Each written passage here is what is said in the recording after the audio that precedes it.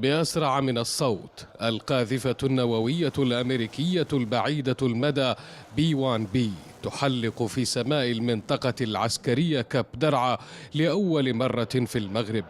ترافقها طائرات F-16 في تمرين تكتيكي يحاكي مواجهة مشتركة لعدو محتمل.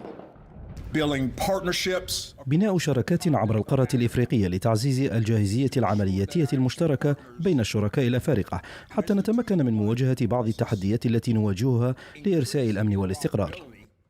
بعد العملية الجوية تنطلق قذائف المدفعية الثقيلة برا، فيما تتقدم راجمات الصواريخ من طراز هايمرز لتقصف أهدافا متوسطة المدى.